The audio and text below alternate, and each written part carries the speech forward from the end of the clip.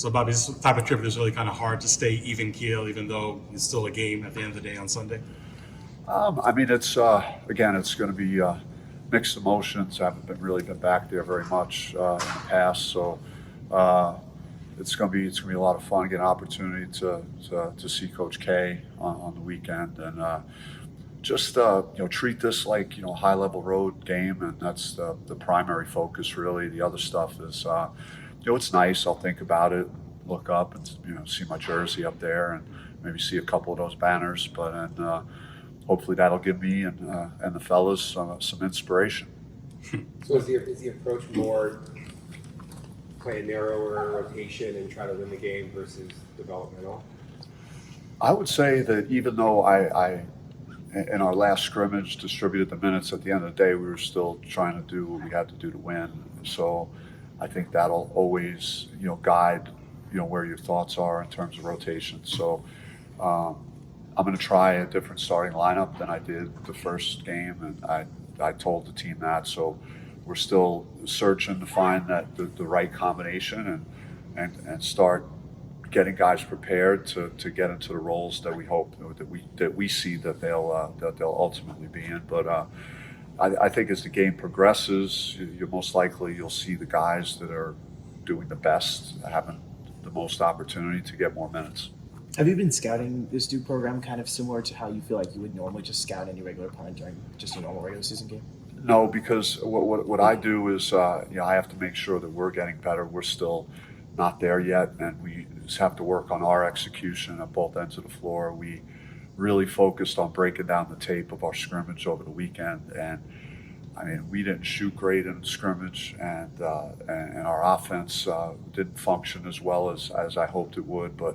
There were more issues defensively than I even realized in real time once we broke it down. So we had a lengthy film session. So we're still like finding ourselves, and I'm focusing on the errors and the mistakes that we're making, and continuing us to get better more than what Duke is doing. I'll watch some film of Duke, but it's more about like what we're doing right now for me. What do you most want this group to get out of this trip? Just that to take a look at what it looks like at the top of the food chain very early. This is a Duke team that is going to be very good, regardless of whatever hype is around them. It's real. I mean, they got real players, and my assistant coaches have briefed me about their first game and just what they looked like. So it's we have to be ready to play an elite team right away, and then. I think it's a good gauge for just what you have to still do and where you are, and just see where you stand at this point. What can playing in Cameron Indoor in front of a packed crowd help with some of these guys that are new to the program that maybe like a secret scrimmage might not be able to accomplish?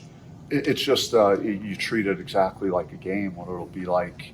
For our opener, just in preparation, how we warm up, the crowd, that environment, it adds a different flavor to it, just having the crowd there, and it's one of the great places that you could play a road game, and so I think our freshmen, I wouldn't say all three freshmen, but a couple of them were a little bit shaky in the first scrimmage. Nerves I think surfaced some, but. That would even be taken to a different level just with their whole team, their program, the history of their program, the recruiting class they have, the recruiting class we have. So there's a lot of subplots, to this game. What did you like about the scrimmage? I mean, after I rewatched it, not a whole lot. I liked that we won the scrimmage. I did not really. I think we struggled to make shots that I haven't seen us make in practice. We fundamentally broke down too much on defense. I just think that we showed some resistance and resilience late in the scrimmage and made some plays, which that was a positive. But overall, I wasn't really pleased, and I let the guys know that, and I think they are self-aware enough to realize that we were nowhere near where we need to be in order to compete at the level we're hoping to. the issues on defense you saw in the scrimmage? Was there maybe kind of some telling signs in the practices leading up to it, or was it just a matter of the scrimmage setting so different than practice, you can only see it in that setting? It was a lot of areas. It was we struggled to rebound a little bit early in the scrimmage. We gave up way too many middle drives. We had some breakdowns in ball screen defense. We either got rejected on the ball screen or we didn't get the appropriate hedge on the ball screen. And we also got no nail help. We say nail help one pass away was kind of non-existent. So whoever on the team we were playing was able to just kind of get paint touches. We gave up way too many points in the paint and paint touches overall. So we've worked on more of resistance, of keeping the ball out of the lane. That's been kind of a focus of ours defensively this week. You mentioned Duke's recruiting class and sort of the hype around it. What's your own personal evaluation, sort of looking at that team, the guys that they brought in? Of the Duke team you're talking about? Yes. Yeah, I mean it's strong. It's what you would expect Duke to do in the recruiting cycles, and I mean Flagg is deserving of all the things that people are saying about him. He's got a chance to be special, and so it's more than that though. They have a new team. They're very much like us in a lot of ways, with not as much retention. They really have a high. They had a high turnover, a lot of transfers, and a high level recruiting class. So it'll be interesting to see how it comes together for them. Just looking from afar, what can you necessarily say about the job that Schreier has done? Obviously, in these years after Coach K, having to fill those kind of shoes, what can you just say about the job he's trying to do of keep up that legacy that you were just so much a part of as a player?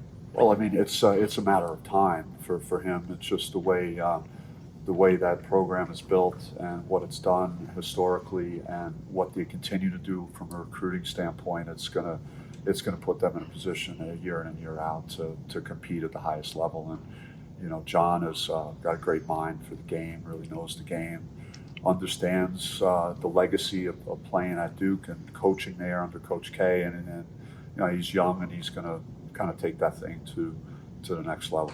What's the health of your team going into this?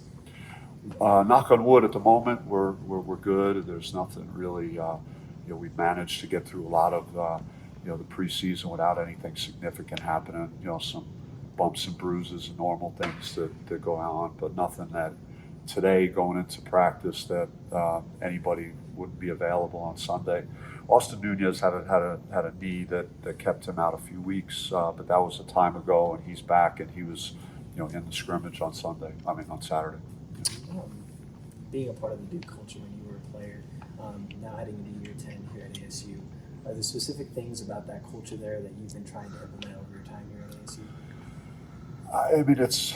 I played there, so I learned a lot from Coach K, and I've tried to, you know, I use him as a model in some ways, you know, just how his relationships with the players, the pace of play, allowing his players to play freely. Like I was able to play my style of basketball. He didn't hold me back at all, and so more like general concepts. I'm more, because I worked with my brother for 3 years as an assistant, I would say more of the things that we might attempt to do in certain ways would mirror more of what he does, but I certainly have learned a lot of lessons playing for Coach K and seeing how we went about our business when I was there, and you know, so I'm sure that has some part of, you know, what I'm trying to pass along to our team.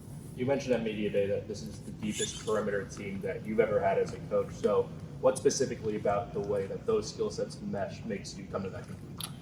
It's just the volume of guys, you know, the difficulty of getting minutes for everybody at this point. It's not like I'm disappointed with any guy out there that I feel like we would take a big dip if I go to my bench and, you know, I could go 6 guys on the perimeter right now. So that's what I was kind of referring to more than slighting any other perimeter I've had here in the past. I've had some really good guard play here, but yeah, I just have a lot of confidence in the guys we brought in the portal. Adam Miller has kind of been rejuvenated, just knowing he's going into a season with the uncertainty of last year, whether he could play or not is out of the equation. So, and then the portal guys I'm very happy with that we brought in. So it's I think we'll shoot it well. Those guys could really shoot the basketball. I was disappointed in the scrimmage that didn't come to fruition, but I think it's an anomaly. I think these guys were really, kind of selfless, will play off each other and can make shots.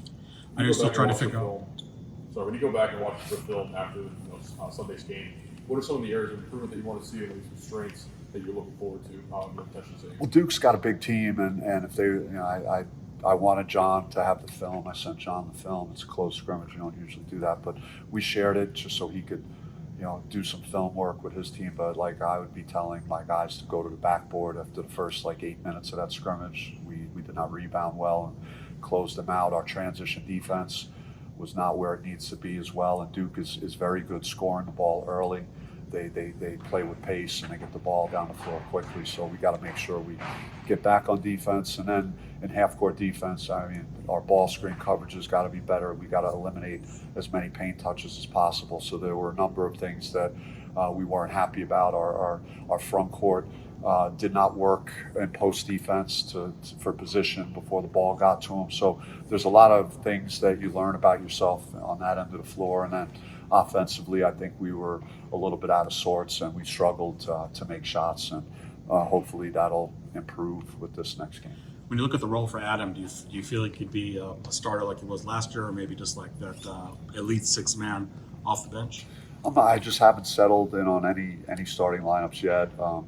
Adam started over the weekend, and we'll just see what happens the next 12 days, and that's how I'm using this. I'm trying to get guys out of the mindset of thinking about a starting lineup and just thinking about maximizing your minutes and forcing me to not want to take you out of the game. And if you're out there performing and playing the right way and playing well, then everything will take care of itself. Coach, you had mentioned at Media Day that you weren't going to change your identity to fit into the Big 12. What do you feel like the identity of your team is heading into Sunday, and how do you feel like it'll help you stand out heading into Big 12 play? I would just say that the top tier, and again, this will be my first go-around with the Big 12, but Iowa State, talk about Houston, Baylor, Kansas, very defensive-minded programs, very, very physical basketball, big size, all those things. We got some good size on the front court, and but I think our calling card has got to be, playing with pace, using the three-point line as a weapon, being able to attack on offense. And if we could do those things, then we'll be a little bit different. We're not going to be like a rugged style of basketball. That's kind of more of what I was talking about. We're, I think, more of a team that should be, free-flowing and is pretty skilled on the offensive end. And that's what we got to kind of focus on. More to Media Day. How was your experience in Kansas City for the first Big 12 Media Day of your career? It was weird just because you're used to kind of doing things and with the pack and everything else. But they were people were very friendly, very accommodating. Everything was very efficiently done. It was a pretty cool setup with having a court down there, so you get a taste of what it would be in the Big 12 tournament. And the trophies were out there displayed as well. So it was I thought it was marketed well and it was very easy to just get from interview to interview. So it was really good. What was it like seeing Frankie again before the season, sort of reuniting with him? What was that like? I thought Frankie and I, we had a good moment together, and seeing him, brought a smile to my face, and he did a lot of great things for us. And I'm very, happy with the time that we had together. I didn't like his quote though, because I didn't agree with it. Because I think anytime you lose at the buzzer, I don't think you get your ass kicked. So he's going to have to maybe revise his statement there, and I'll talk to him about that at some point. You said you haven't been able to get to Karen as much as you'd like to. What is it when you go back there that you reflect on, or what do you think about when you're at that place? Just that it's kind of a sacred place to me, and you haven't really always been great in life everywhere, and that was like one place that was kind of special, and it was I was so good there that that's why I'm not sure I resisted wanting to go back, because it just kind of want to leave it the way it was, and in a really in a good place that it was left. When I finished playing my career, but it was we only lost I think 2 games there, and it was special every time you stepped on the floor when you played in Cameron Indoor, and I'm excited for our team to experience that environment on Sunday. When's the last time that you were actually in the gym there? My daughter went there, my oldest, so she there was a homecoming weekend years ago that I was able to slip away and spend a day with her, and I think they had their like Midnight Madness, so that was probably the last time a number of years ago. Yeah. You talked about the double big combination. Has that been something you'll try to experiment with against a team like you said that's bigger in Duke? Well, yeah, I mean, with our rotations, we'll have Sean and JQ play together. We'll have JQ and Bashir play together. Sean and Bashir. So we'll have different combinations that will be available to us, and we've been working a little bit more with some small ball stuff as well. So we're just having options in case there's foul issues at those positions. So we're prepared for anything. And what does the cost that this game is going towards speak to your team? What's up? What is the cost that this game is going towards the Children's Hospital? Yeah, it's terrific. It's something that was as far back as when I played there. Coach K was very passionate about Duke Children's Hospital. Does amazing work, and John has adopted that as well, and that was something that was very important to him as we talked about making this game a reality. Just the impact monetarily that we could have for that hospital. So there's no better cause that we could think of. Do you envision ever going to all three of those bigs at the same time? I don't see that as a reality like this week for sure. I will never say that it couldn't happen because Bashir could play away from the basket, so could JQ, and Bashir and JQ or have the green light to take open threes, and so that could be an option. But we're so, like I talked about, I think we're deep at 1, 2, 3 that I don't see maybe a lot of scenarios that those three would play together. To kind of build off of having a different opponent schedule this year with the Big 12, have you had to expand your playbook at all to add different sets and plays you maybe haven't used in the past for like Pac-12 basketball? I didn't really change a lot of things because we're moving to the Big 12. There's things that we'll do offensively that might work better for certain our personnel, and we'll try and put together a system that makes sense for the players that we have, and we try and do that every year regardless of what conference we're in. Even though it is an exhibition game, playing a program like Duke and then going on the road to Gonzaga later on, playing against Kansas, what does playing against those blue bloods of college basketball do for your program?